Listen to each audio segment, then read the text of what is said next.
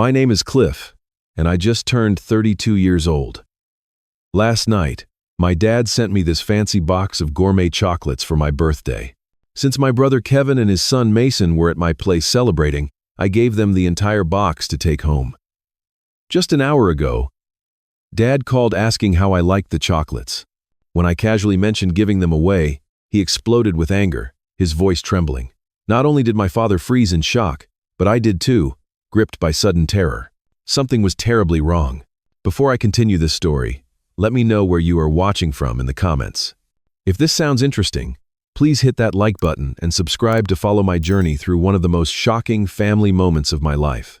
To understand why my dad reacted so intensely over a box of chocolates, you need to know about our complicated relationship. My father, Walter, is a brilliant research chemist with an intimidating attention to detail. Everything in his world is precise, measured, and calculated. He approaches life like a laboratory experiment, carefully controlling variables and expecting predictable results. My mother, Laura, was his perfect counterbalance. While Dad was rigid and analytical, Mom was spontaneous and emotional. They somehow made it work, creating a stable home for me and my younger brother Kevin, who is 6 years younger than me. But our family dynamic changed forever when Mom died from aggressive breast cancer when I was 12 and Kevin was just 6. I still remember the hospital room where we said goodbye. Mom made Dad promise to take care of us, to remember we needed love as much as direction. Dad nodded, tears streaming down his face, the only time I ever saw him cry. But after the funeral, something inside him changed. He retreated into his work, spending longer hours at the research facility.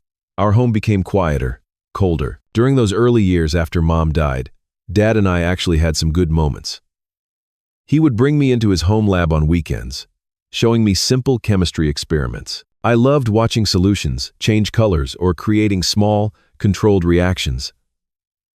Dad seemed genuinely happy during those sessions, explaining concepts in his animated professor voice. Those were glimpses of the father I remembered from before Mom died. As I entered high school, I tried desperately to maintain that connection. I joined science clubs, entered competitions, and brought home excellent grades in math and science.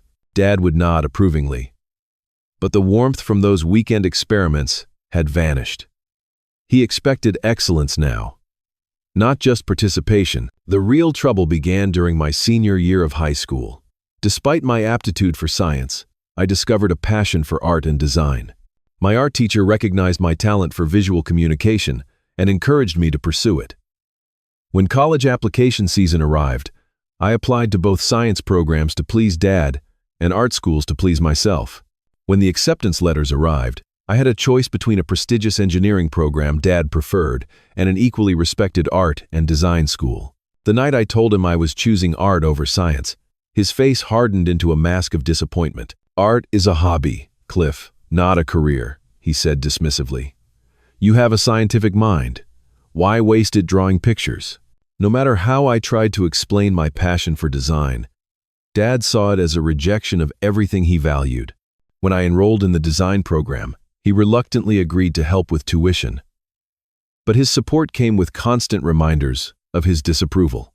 Every call, every visit home included subtle digs about when I would get serious and switch to a real degree. By my junior year, I stopped coming home for holidays. Dad stopped asking about my projects. Our calls became brief, formal exchanges. When I graduated with honors and landed a job at a respected design studio, Dad attended the ceremony but remained silent during the celebration dinner afterward. For the past decade, our relationship has settled into a cold, distant routine. We speak maybe once a month in short, surface-level conversations. He asks about my work without really wanting to know the answers. I ask about his research knowing he will give only vague responses. We orbit each other like distant planets, connected by gravity but never drawing closer. The one consistent thing has been birthday gifts. Every year, without fail, Dad sends something. Usually books about science or technology that I politely thank him for and then place unread on my bookshelf.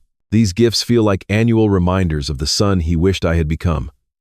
Still, I keep every one, seeing them as his awkward attempts at maintaining some connection, However strained, Kevin had it worse in many ways.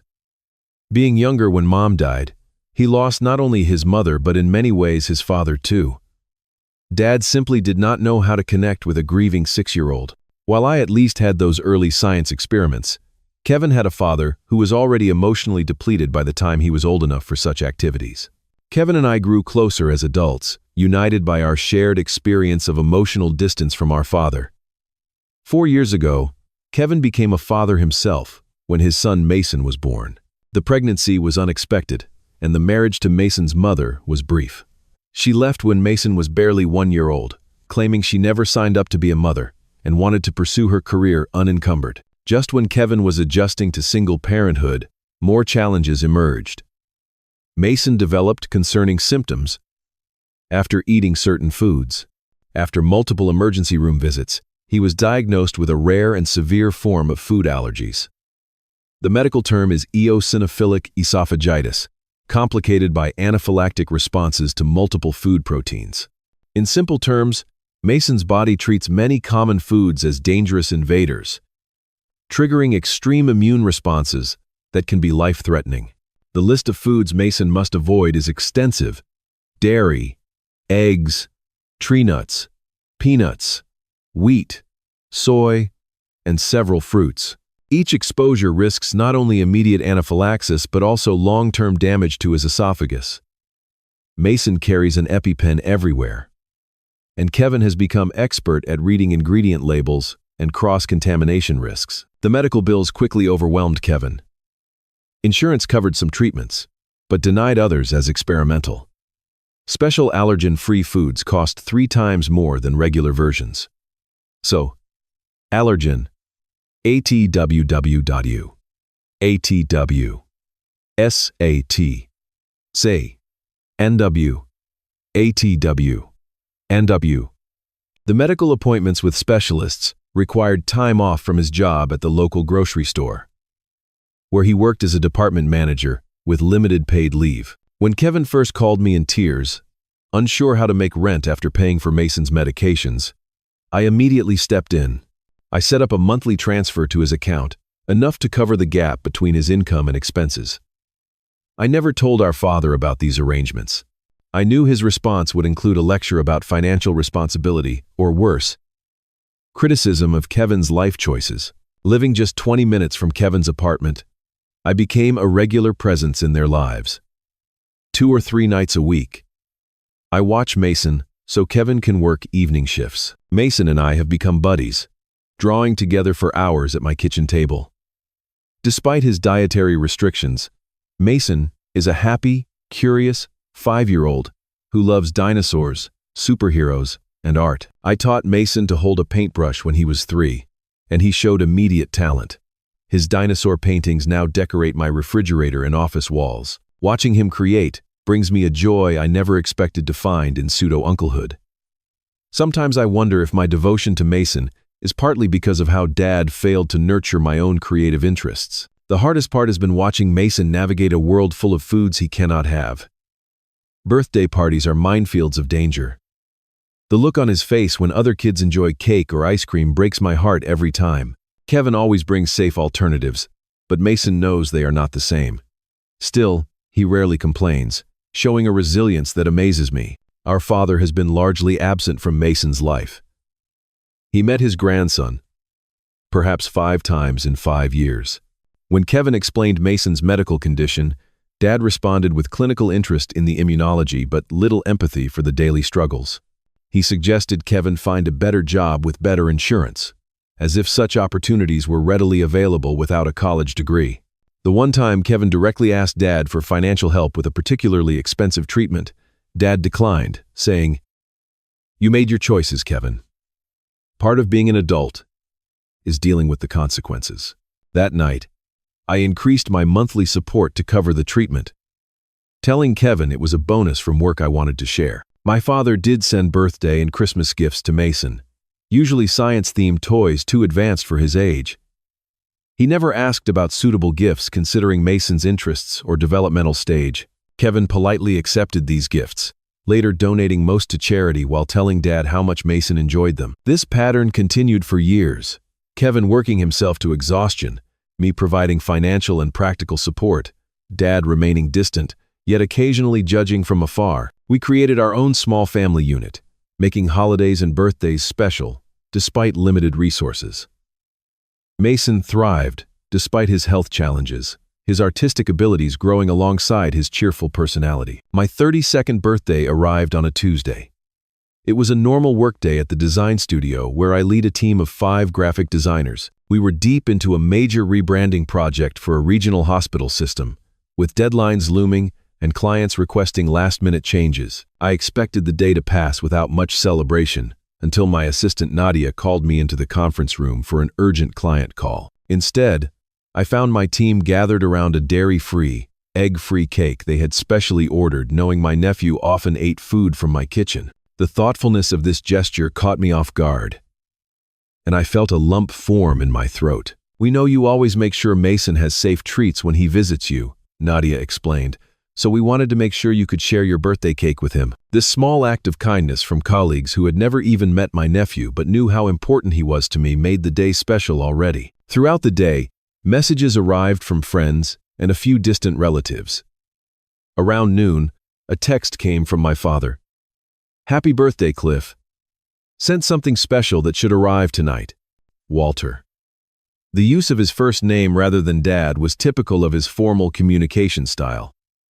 But the mention of something special sparked my curiosity.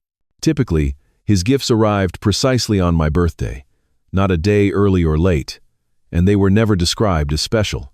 That evening, Kevin and Mason came over for our traditional birthday dinner. Kevin brought pizza, a regular one for himself and me, and a specially made allergen-free version for Mason.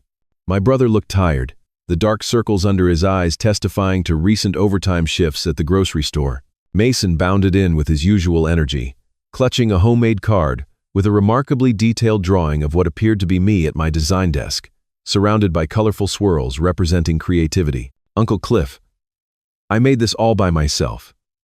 Daddy did not even help." His pride was palpable as he pointed out the details. Kevin handed me a wrapped package containing a navy blue jacket I had admired when we went shopping last month, but had decided was too expensive. "Mason picked out the color," Kevin said with a smile. "He said it matches your eyes." I hugged them both, touched by their generosity despite their tight budget. We were halfway through dinner when the doorbell rang. A delivery person handed me a package bearing a Swiss address and elegant scripted logo I did not immediately recognize. Inside was a black and gold embossed box from what appeared to be an exclusive chocolate maker. The card inside read, "Happy birthday, son. Enjoy the finest handcrafted Swiss chocolates. Dad." I was genuinely surprised. In all our years of strained relations, Dad had never sent food as a gift, particularly not something indulgent like gourmet chocolates. Kevin whistled when he saw the elaborate packaging. "Wow, Dad really splurged this time. Those look fancy." Mason peered into the box with wide eyes. "Are those special grown-up candies, Uncle Cliff?" I opened the box to reveal 24 exquisitely crafted chocolate pieces, each with different shapes and decorative patterns. The accompanying pamphlet described rare cacao origins and flavor notes, with the seriousness of a wine-tasting guide.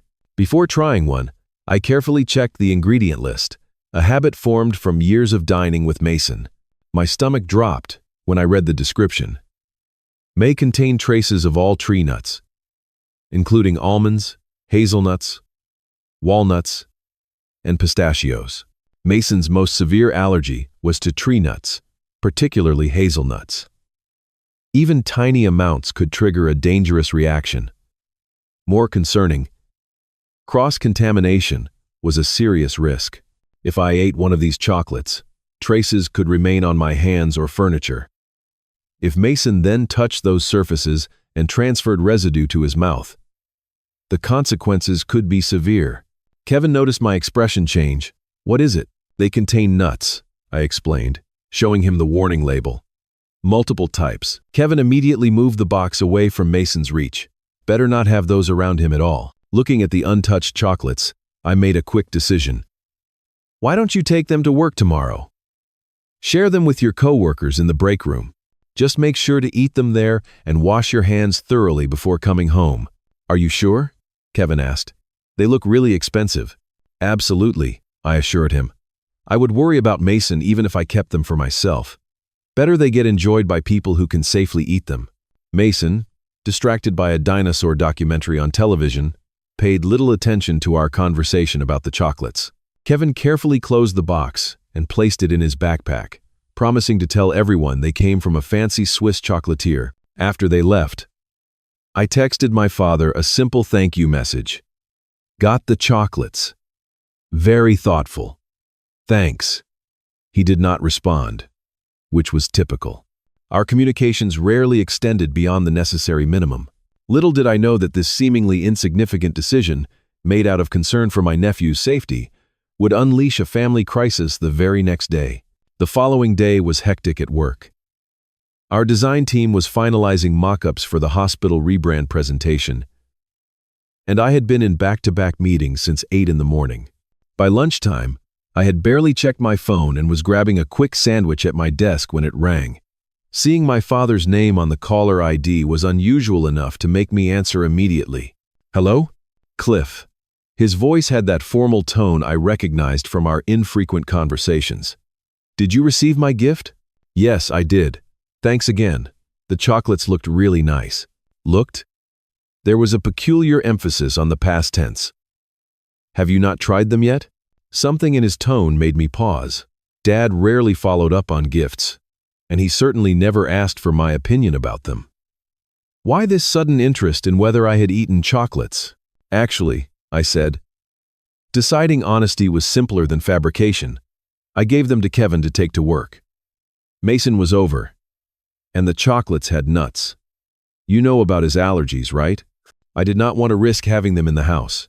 The silence that followed lasted so long I thought we had lost connection. Dad? Are you there? Are you kidding me? The sudden volume made me pull the phone away from my ear. My normally composed father was shouting, his voice shaking with what sounded like genuine panic. You gave them away? All of them? Stunned by his reaction, I stammered, Yes, but I can explain. Do you have any idea what you have done? He cut me off, voice rising higher. Those were not ordinary chocolates. My colleagues were starting to look in my direction. I stepped quickly into an empty conference room, closing the door behind me. What do you mean not ordinary? Dad, what is going on? When he spoke again, his voice had dropped to an intense, controlled tone that somehow scared me more than the yelling. One of those chocolates contained your mother's diamond engagement ring. I had the chocolatier create a special piece with a hollow center to hold it. I was giving you her ring, Cliff. The one she wanted you to have when you found someone special. The world seemed to stop. My mother's ring. The one she had shown me as a child. Telling me stories about how Dad proposed. Promising it would someday go to me. Or Kevin. When we fell in love. After she died, the ring disappeared from her jewelry box. I assumed Dad kept it somewhere private as a memento. Why would you hide it in a chocolate? I managed to ask, my voice barely audible. It was supposed to be a surprise. Something memorable, he said, sounding defeated now. The chocolatier assured me it would be obvious which piece contained the ring once you started the box. There was a special marking, I thought. I thought it would be special. Cold dread washed over me as I realized what had happened. My mother's ring, our most precious family heirloom, was now sitting in a box of chocolates in my brother's possession, possibly being passed around his coworkers at the grocery store. If someone bit into the wrong piece, I need to call Kevin, I said urgently. I am driving to your city now, Dad replied. I left as soon as you texted me thanks without mentioning the ring. I knew something was wrong. I am about 3 hours away. I will find Kevin and the chocolates, I promised. I will call you as soon as I have news. I immediately tried Kevin's cell phone, but it went straight to voicemail. This was unusual. Kevin always kept his phone charged and available in case Mason's school needed to reach him about an allergy issue. I called the grocery store where he worked. Parkside Market. How may I help you? A cheerful voice answered. This is Cliff Williams, Kevin's brother. I need to speak with him urgently. It is a family emergency. Oh, the voice hesitated. Kevin left early today. His son was not feeling well, and he had to pick him up from school.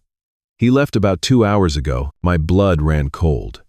Mason not feeling well could mean many things, but given his medical history, it immediately raised concerns about an allergic reaction. "Thank you," I said quickly and ended the call. I grabbed my jacket and car keys, telling my team I had a family emergency. The drive to Kevin's apartment normally took 20 minutes, but I made it in 12, breaking several speed limits along the way. My mind raced with worst-case scenarios. Had Mason somehow gotten into the chocolates? Was he having a reaction? Was he in the hospital right now? And in. I tried calling Kevin repeatedly during the drive, but each call went to voicemail. When I reached his apartment complex, I parked haphazardly and ran up the 3 flights of stairs to his unit. I pounded on the door, but there was no answer. An elderly neighbor poked her head out from the adjacent apartment. "Looking for Kevin and the little one?" she asked. "Yes. Have you seen them today?" I asked desperately. "Kevin rushed out with Mason a couple hours ago. Poor little guy did not look good at all. Kevin was carrying him, and Mason was all flushed and wheezing. I asked if they needed help, but Kevin just said they were heading to the hospital." My worst fears confirmed. I thanked her quickly and raced back to my car. There were 3 hospitals within reasonable distance of the apartment. I called each emergency department, asking about a 5-year-old boy named Mason Williams, admitted for an allergic reaction. The 3rd call confirmed my fears. "Yes, Mason Williams was brought in approximately 90 minutes ago. Are you a family member?" The receptionist asked. "I am his uncle. I am on my way now." As I drove to the hospital, I called my father to update him. "Dad, Mason is in the emergency room. I think he may have eaten one of the chocolates. I am heading there now." The silence on the other end was profound. Finally, Dad spoke, his voice uncharacteristically emotional. Will he be all right? I do not know yet. But his allergic reactions can be very serious. Meet me at Memorial Hospital when you get to town." For the first time in years, I heard genuine concern in my father's voice. "I will be there as soon as I can. Drive safely, son." As I approached the hospital, a new wave of guilt washed over me. In my panic about the ring, I had almost forgotten the more immediate concern: Mason's health. If he had eaten one of those nut-filled chocolates, his life could be in danger, and it would be partly my fault for giving the chocolates to Kevin in the first place, even with warnings. But beneath the guilt was confusion. Why would Kevin have allowed Mason near the chocolates after our explicit conversation about the dangers? Kevin was vigilant about Mason's diet, reading every label and questioning restaurant staff thoroughly before allowing Mason to eat anything. It seemed completely out of character for him to be careless with something we had specifically identified as containing allergens. With these troubling thoughts swirling, I parked at the hospital and rushed toward the emergency room entrance, terrified of what I might find inside. The hospital emergency department was busy but not chaotic. I approached the reception desk, trying to keep my voice steady despite my racing heart. "I am here for Mason Williams. He was brought in for an allergic reaction. I am his uncle." The receptionist typed on her computer. "Yes, he is still being treated. Family waiting area is through those doors. His father is already there." I hurried through the indicated doors and spotted Kevin immediately. He sat hunched in a vinyl chair, elbows on knees, staring at the floor. His face was pale, eyes red, rimmed. When he looked up and saw me, his expression crumpled. "Cliff," he said, his voice raw. "How did you know we were here?" I sat beside him, placing a hand on his shoulder. "I called looking for you. Your neighbor said Mason looked sick when you left. What happened? Did he get into the chocolate somehow?" Kevin nodded, fresh tears welling in his eyes. "It is my fault. I am so stupid. I should have left them at work like you said." "Tell me exactly what happened," I urged, my stomach knotting with dread. Kevin wiped his eyes with the heel of his hand. "I took the box to work this morning. I offered some to Sarah in accounting since she always shares her homemade cookies with me. I told her to take a few for herself and her office mates. Then I got called to help with a delivery, and I left the box on the break room table." He paused, taking a shuddering breath before continuing. Around 10, I got a call from Mason's school. He had a fever, and they wanted me to pick him up. I left work early, grabbed my backpack, and headed to the school. I completely forgot the chocolates were in my bag. When we got home, Mason was whiny and wanted a snack. I gave him some of his safe crackers and went to the bathroom. When I came out, Kevin's voice broke. He had found the chocolate box in my backpack. There was one piece missing, and he was already starting to get hives around his mouth. The image of my nephew, alone and in distress while his body betrayed him, made my chest tight. How bad was the reaction? Bad. Really bad. His lips swelled immediately. By the time I found his EpiPen and administered it, he was wheezing and clutching his throat. I called 911, but I was terrified the ambulance would take too long. So I carried him to the car and drove here. He lost consciousness just as we arrived at the emergency entrance. I felt physically ill. But he is going to be okay, right? Kevin nodded, though he looked far from certain. The doctor said they got to him in time. They gave him more epinephrine, steroids, and antihistamines. They are monitoring him now and want to keep him overnight to make sure the reaction does not return. They said sometimes there can be a second wave of symptoms hours later. As we sat in worried silence, a new thought struck me with horrifying clarity. The chocolate Mason ate could have been the one containing Mom's ring. If he had swallowed a diamond ring during an allergic reaction, before I could figure out how to broach this subject, the waiting room doors opened, and my father walked in. He looked disheveled, his normally immaculate appearance rumpled from the hasty drive. His eyes found mine, then shifted to Kevin. "How is Mason?" he asked without preamble. Kevin looked up, clearly surprised to see our father. "Dad? What are you doing here?" I called him. I interjected quickly. "About Mason." Dad sat heavily in the chair opposite us. "Is he going to be all right?" "The doctors think so," Kevin replied, eyeing Dad with confusion. "They are keeping him overnight for observation." A doctor in scrubs approached before the conversation could continue. "Mr. Williams? Your son is stable now. His airway swelling has decreased significantly, and his vital signs are good. You can see him for a few minutes if you would like." Kevin stood immediately. "Can my brother and father come too?" The doctor glanced at us. "Just for a moment. Not too much stimulation, please." We followed her through swinging doors and down a corridor to a pediatric treatment area. Mason lay in a bed that seemed too large for his small frame. His face was still puffy, with red blotches visible on his neck and arms. An IV line ran into his hand, and a monitor beeped steadily beside him. Despite his condition, his eyes brightened when he saw us. And Warner saw us. "Daddy, Uncle Cliff, Grandpa." His voice was hoarse but excited. "I got to ride in an ambulance with lights and everything. Leave it to a 5-year-old to find adventure in a life-threatening medical emergency." Kevin moved immediately to Mason's side, smoothing his hair back from his forehead. "Hey, buddy, how are you feeling?" "My throat is scratchy and itchy. The nurse gave me a popsicle, though."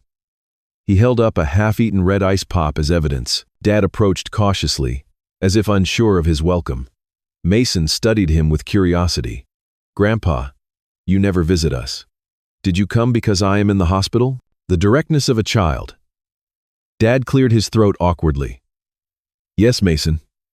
I was concerned about you. I ate a chocolate I was not supposed to," Mason explained matter-of-factly.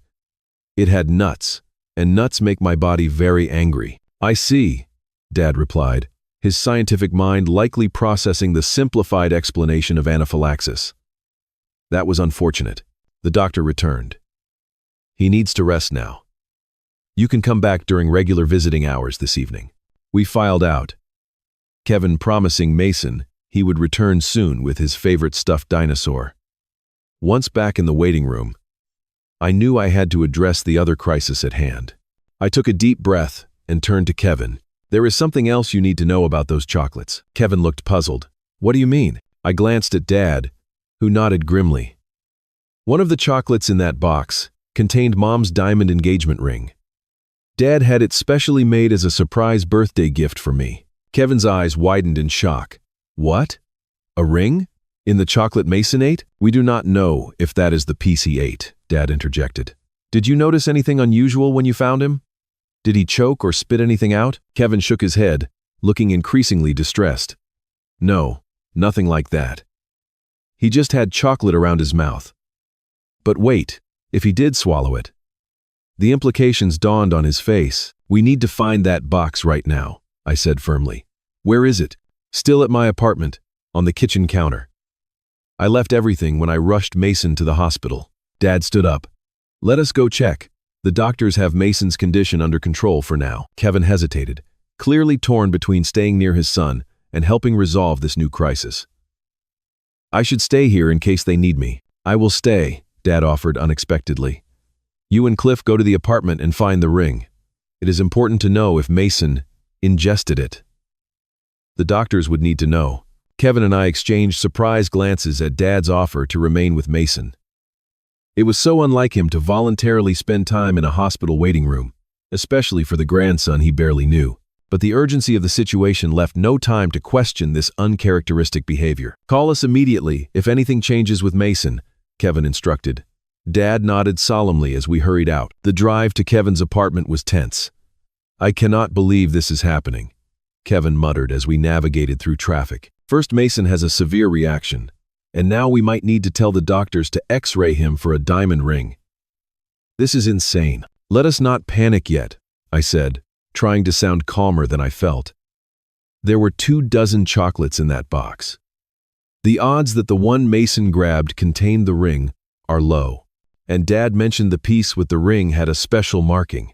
Mason might have chosen a different one, but beneath my reassuring words, I was terrified. The thought of my nephew in additional danger because of my casual decision to give away the chocolates was almost unbearable. Why hadn't Dad simply given me the ring directly? Why create this elaborate and ultimately dangerous surprise? When we reached the apartment, Kevin fumbled with his keys, hands shaking slightly. Inside, the evidence of their hasty departure was clear. Mason's backpack spilled open on the floor, a half-eaten plate of crackers on the coffee table, and Kevin's own backpack tossed haphazardly by the door. The chocolate box sat on the kitchen counter, lid open. We rushed over to examine it. Most of the chocolates remained in place, nestled in their individual paper cups. One space was empty, confirming Mason had taken a single piece. Which one did he eat? I asked, scanning the remaining chocolates for any special marking. Kevin pointed to an empty spot in the corner. That one, I think. It was a round one with some kind of swirl on top. Dad had mentioned a special marking. I carefully examined each remaining chocolate, looking for anything unusual. Near the center of the box was a slightly larger piece with a small gold leaf decoration. It looked more ornate than the others. I think this might be the one with the ring, I said, gently lifting it from the box. It felt slightly heavier than it should. Should we break it open? Kevin asked. Carefully, I pressed the chocolate between my fingers. Instead of giving way, it separated along a nearly invisible seam, revealing a hollow interior. And there, nestled in dark chocolate, was a stunning diamond ring. The center stone caught the kitchen light, sending prisms dancing across the counter. Oh, thank God, Kevin exhaled, slumping against the counter in relief. Mason did not swallow it. I carefully removed the ring, wiping away traces of chocolate with a paper towel. It was more beautiful than I remembered from childhood glimpses. The central diamond was set in platinum, with smaller stones flanking it in an intricate vintage design. This was no ordinary engagement ring, but a family treasure with both financial and emotional value beyond measure. I need to call Dad, I said, already dialing. When he answered, I could hear hospital sounds in the background. We found it. The ring was still in the box. Mason did not eat that piece. The relief in my father's voice was palpable. Thank goodness. The doctor just came out again. Mason is doing well, responding to treatment. His breathing is much better. We will be back soon, I promised. As I ended the call, Kevin was staring at the ring in my palm. That was Mom's? I barely remember it. Yes. She showed it to me a few times when I was young. She said someday it would go to one of us when we found the right person to marry. Kevin touched the ring gently. I had no idea Dad kept it all these years. He never talks about Mom. I know. So many emotions swirled inside me. Relief about Mason and the ring, lingering worry about his condition, confusion about Dad's gift, and a strange, unexpected glimpse into my father's sentimental side, something I thought had died with my mother. As we prepared to return to the hospital, I carefully placed the ring in my wallet for safekeeping. Whatever my father's intentions had been with this elaborate and nearly disastrous surprise, we needed to have a serious conversation about it, and about much more. When we returned to the hospital, we found Dad sitting beside Mason's bed, awkwardly reading a children's book about dinosaurs. Mason was correcting his pronunciation of the complicated dinosaur names, and remarkably, Dad was accepting the corrections with good humor. This sight, so at odds with the distant grandfather I had observed for years, stopped me in my tracks. Kevin noticed too, hanging back to whisper, "Has he ever spent this much time with Mason before?" "Never," I confirmed quietly. Dad looked up as we entered. "The doctor says his condition has stabilized considerably. The medication is working well." Mason waved excitedly, despite his obvious fatigue. "Grandpa knows a lot about science, but not much about dinosaurs," he informed us solemnly. "I am teaching him." "That is very generous of you," I replied, amazed at Kid's resilience. Only hours after a life-threatening allergic reaction, he was happily educating his grandfather on paleontology. "The nurse said Mason should rest," Dad explained, closing the book. "Perhaps we should continue our discussion in the hallway." Once outside the room, Dad's demeanor changed. The momentary softness vanished, replaced by his more familiar, serious expression. "You found the ring?" I nodded, retrieving it from my wallet. It was still in the box, not the piece Mason ate. Dad took the ring, examining it carefully before returning it to me. "This ring has been in a safe deposit box since your mother died. I only retrieved it last month when I decided it was time to pass it on." "Why hide it in chocolate?" Kevin asked the question before I could. "Why not just give it to Cliff directly?" Dad's shoulders slumped slightly. "Your mother and I had a private joke about hiding surprises in unexpected places. When I proposed, I hid her ring in a book, knowing she would find it when she reached the chapter we were discussing. It was meaningful to us. This glimpse into my parents' relationship caught me off guard. Dad never shared such personal memories. I had no idea how he had proposed or any of the romantic details of their early relationship. I thought recreating that surprise would be appropriate," Dad continued. "A connection to your mother as you received her ring." The sentiment behind the gesture was touching, but I still struggled with the execution. "Dad, you know I have a nephew with severe food allergies. Hiding anything in food seems—" I trailed off, not wanting to criticize too harshly. "Reckless." Kevin finished for me, his voice tight. "It was reckless, Dad. Mason could have died today." Dad flinched visibly at the word. "I did not consider the possibility you would give away the gift, Cliff. I assumed you would open it, find the special piece, and discover the ring yourself." "Because you do not know anything about our lives," Kevin said, an edge of bitterness creeping into his voice. "You do not know that Cliff regularly gives things to Mason and me because we struggle financially. You do not know that Cliff has been helping support us for years because you refused to." Dad's eyes widened. "What do you mean, supporting you?" Kevin gestured angrily. "Who do you think helps pay Mason's medical bills? The treatments insurance does not cover? The special foods he needs? Cliff has been sending us money every month for years while you lecture me about adult responsibility and refuse to even visit your grandson." "I did not know," Dad said softly, genuine surprise in his voice. "Because you never asked," I added. "You never call just to check in. You never ask how we are really doing. You send impersonal gifts and brief texts, but you have not been a father, much less a grandfather." Dad looked stricken, an expression I had rarely seen on his face. Before he could respond, a doctor approached with a tablet in hand. "Mr. Williams, good news.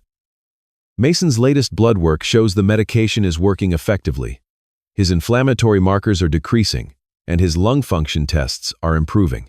We still want to keep him overnight as planned, but I am very optimistic about his recovery. The relief was overwhelming. Kevin thanked the doctor profusely, while I felt tension drain from my shoulders. Dad stood quietly, absorbing the information with an unreadable expression. After the doctor left, a nurse informed Kevin that Mason was asking for him. "You two keep talking," Kevin said to us. "I will stay with Mason for a bit." This left me alone with my father, something that had not happened in years. We walked silently to the hospital cafeteria, each lost in thought. After getting coffee, we sat at a corner table, the institutional buzz of the hospital providing background noise to our uncomfortable silence. Finally, I spoke. "I appreciate the sentiment behind the ring, Dad. It means a lot that you wanted me to have it." He nodded, staring into his coffee. "Your mother made me promise to give it to you or Kevin when the time was right. She said family heirlooms should not sit in boxes but be worn and loved by new generations. Then why wait so long? I am 32. Kevin is 26. Why now?" Dad sighed, suddenly looking older than his years. "I saw your design work featured in that national magazine last month. The article mentioned you were being considered for a creative director position. It made me realize you had built a successful career, despite my lack of support, despite my active discouragement, even. This was unexpected." Dad had never acknowledged my professional achievements before. "I thought perhaps it was time to admit I was wrong," he continued. "About your career choice. About many things. The ring seemed like a way to make amends, without having to find the right words." The admission hung between us, fragile and unprecedented. My father had never admitted being wrong about anything in my memory. "Mason could have died today," I said quietly, needing to address the elephant in the room. "Yes." The word seemed physically painful for him to say. I did not consider the consequences of my actions fully. I did not think about his allergies or the possibility of the chocolates being shared. And that is the problem, Dad. You do not think about us, about our real lives. You have been so wrapped up in your own world, your own pain since Mom died, that you stopped seeing us as people with needs and struggles. Dad flinched, but did not deny it. After your mother died, I did not know how to be both parents. I focused on providing financially, on making sure you had opportunities. I thought that was enough. We needed a father, not just a provider, I said, years of hurt bubbling to the surface. Kevin and I lost our mother, but we also lost you. You buried yourself in work and left us to figure everything out alone. I did not know how to talk about feelings, Dad admitted. Your mother was always the one who handled the emotional side of parenting. So you just gave up trying? Do you know how much Kevin has struggled as a single father? How hard it has been for him to watch Mason suffer through treatments while working minimum wage jobs. He needed your help, Dad. Not just money, but support, advice, someone to lean on. Dad looked genuinely shocked. He never said anything, because the one time he did ask for help, you lectured him about his life choices. Why would he ask again after that? The conversation paused as a group of hospital staff walked past our table. When they had gone, Dad spoke in a quieter voice. I have made many mistakes as a father, more than I realized. The simple admission, free of excuses or justifications, surprised me. This was not the defensive, logical father I knew. Today, sitting with Mason, Dad continued slowly. He asked me why I never visit. Just like that. Straightforward, as only children can be. I had no good answer for him. And, I prompted when he fell silent, and I realized I have been missing something important. Something your mother would be deeply disappointed in me for neglecting. A lump formed in my throat at the mention of Mom's potential disappointment. Dad had never referenced her this way before, as a moral compass, whose standards we should strive to meet. It is not too late, I said, surprising myself with the olive branch. Mason adores you, even though he barely knows you. Kevin would welcome your presence in their lives if you could be supportive rather than judgmental. And I hesitated, confronting my own complicated feelings. I have missed having a father. Dad reached across the table then, placing his hand awkwardly over mine. The physical contact was so rare that I almost pulled away in surprise. I would like to try, he said simply. To do better. To be present. This tentative reconciliation was interrupted by Kevin's return. Mason is sleeping now. The nurse said the medication makes him drowsy. He noticed our posture. Dad's hand retreating from mine. Did I miss something? We were just talking, I said. About changes that might be overdue. Such as? Kevin asked cautiously. Dad cleared his throat. I owe you an apology, Kevin. Several. In fact, I have not been the father or grandfather I should have been. Kevin's eyebrows rose in surprise. That is unexpected. Recent events have forced me to reevaluate some of my choices, Dad continued. I would like the opportunity to be more involved in your lives. In Mason's life, if you are willing. Kevin looked to me, as if checking whether this offer was genuine. I gave a small nod. Mason would like that, Kevin said carefully. He asks about you sometimes. What about Mason's medical expenses? I asked, wanting to ensure Dad's commitment extended beyond occasional visits. His treatments are expensive, and Kevin's insurance does not cover specialized care. Dad straightened, on more comfortable ground with practical matters. I could help with that. I have resources that have been underutilized. And connections at the University Medical Center. There may be specialized programs or trials that could benefit Mason. That would be significant, Kevin acknowledged, still looking wary of this sudden change. As for the ring, Dad said, turning back to me, it is yours, as your mother wished. To keep or to use when the time is right. I felt the weight of the ring in my pocket, a tangible connection to my mother and now, potentially, a bridge to a new relationship with my father. Thank you, I said sincerely. I will treasure it. As we prepared to return to Mason's room, I reflected on how this day had unfolded.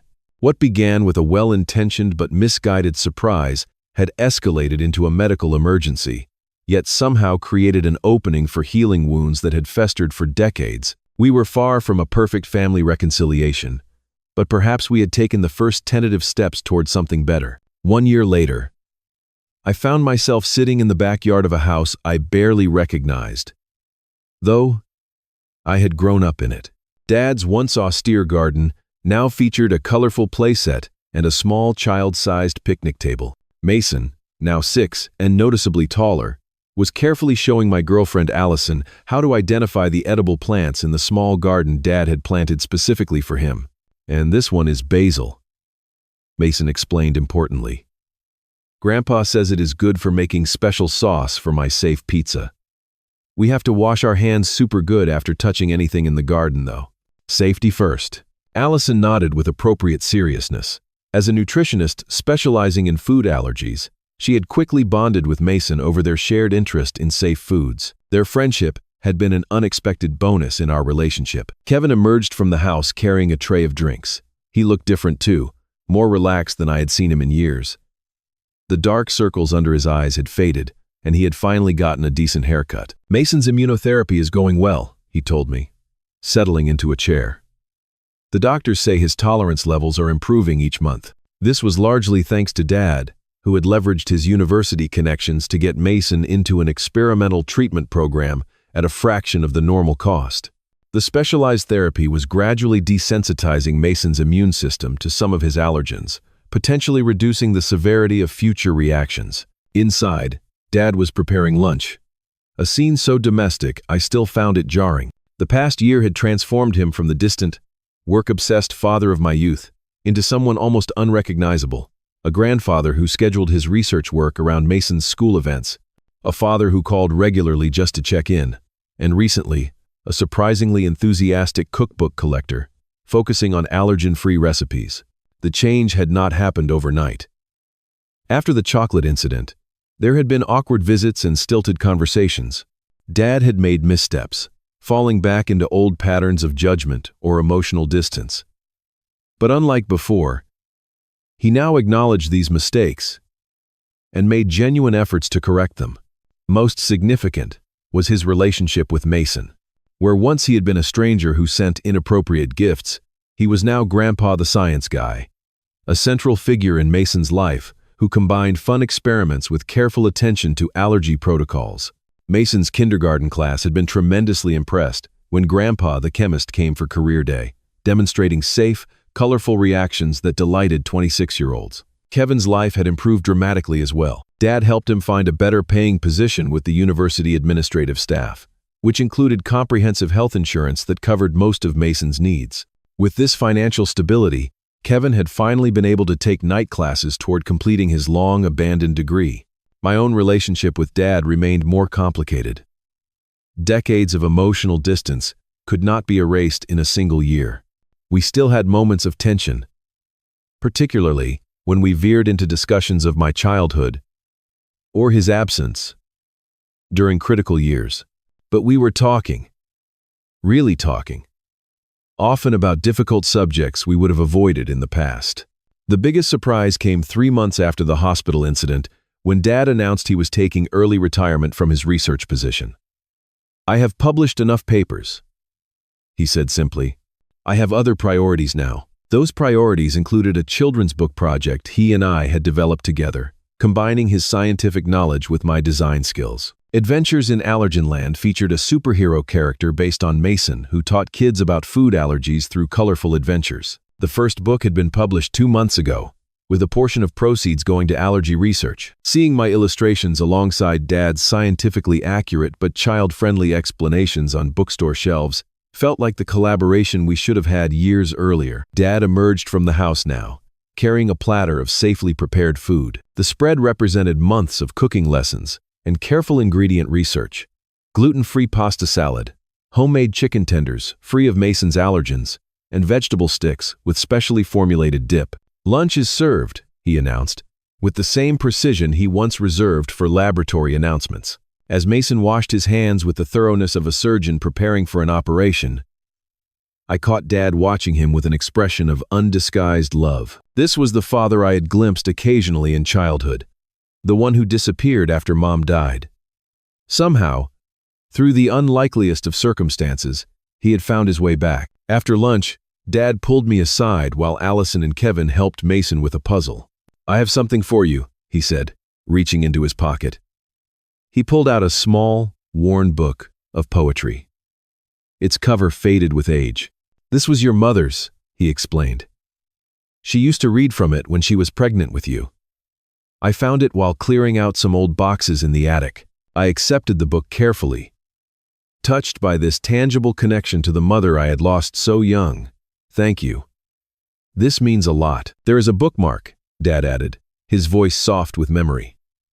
"The poem she read most often. She said it reminded her of the kind of person she hoped you would become." I found the faded ribbon marker and opened to a poem about resilience and compassion, about finding strength in vulnerability. The page corners were worn from repeated readings, tiny pencil marks highlighting certain lines. Seeing my mother's handwriting, her thoughts captured in these small annotations, brought unexpected tears to my eyes. "You know," Dad said hesitantly, "your mother would be proud of the man you have become. Not just your professional success, but your character. The way you supported Kevin and Mason all these years when I failed to do so. The creativity and compassion you bring to everything you do. Those were the qualities she valued most." Coming from my achievement-focused father, this acknowledgement of character over accomplishments meant everything. I swallowed hard, unable to speak for a moment. "I kept her ring in that safe deposit box for 20 years, Dad continued, waiting for the right moment to pass it on. "I made a mess of it with that chocolate scheme, but the intention was sincere. I wanted you to have a piece of her, a connection to our history." I thought of the ring, now safely stored in my apartment, waiting for the right moment. Allison and I had been dating for only 8 months, but already I knew she was someone special, someone my mother would have adored and my father, remarkably, already respected. The right moment might not be far away. Mason bounded over, breaking the emotional moment. "Uncle Cliff, Grandpa, can we do the volcano experiment now? You promised." Dad's face lit up. "Indeed we did. Science awaits." He looked at me, a new warmth in his eyes. Care to join us? I could use an artistic consultant on the lava color. As we gathered around the picnic table, setting up the classic baking soda volcano experiment with Mason's excited assistance, I reflected on the strange journey of the past year. A box of chocolates, a hidden ring, a terrifying allergic reaction, a hospital reconciliation, and now this. 3 generations of Williams men, creating a messy, joyful explosion together. Sometimes the most painful moments in our lives become unexpected doorways to healing. The chocolate incident could have ended tragically, with Mason severely injured or the family heirloom lost forever. Instead, it had somehow cracked open my father's carefully constructed emotional walls, allowing us all to connect in ways we never had before. The diamond ring that nearly caused so much trouble would eventually make its way to Allison's finger, carrying with it not just my mother's legacy, but also the story of how our broken family found its way back to each other. And perhaps someday, many years from now, I would pass that ring to Mason or his future siblings, telling them the story of how a box of chocolates changed everything. As Mason cheered at the erupting volcano, his face alight with wonder, I caught Kevin's eye over his head. My brother smiled, a genuine expression of contentment I had rarely seen before this year. Dad stood beside them, lab coat donned for the occasion. Mason insisted on proper scientific attire, explaining the chemical reaction with enthusiastic hand gestures. Sometimes the most precious gifts come wrapped in the most unexpected, even dangerous packages. The near disaster with the chocolates had ultimately given us something sweeter than any confection. A second chance at being a family. Have you ever had a misunderstanding that seemed terrible at first but ultimately led to something positive? Share your story in the comments below. And if you found meaning in my family's journey from crisis to healing, please like this video and subscribe to hear more stories about navigating complicated family relationships. Remember, it is never too late to rebuild what seems broken beyond repair. Thank you for listening. And may you find sweetness, even in life's most unexpected challenges.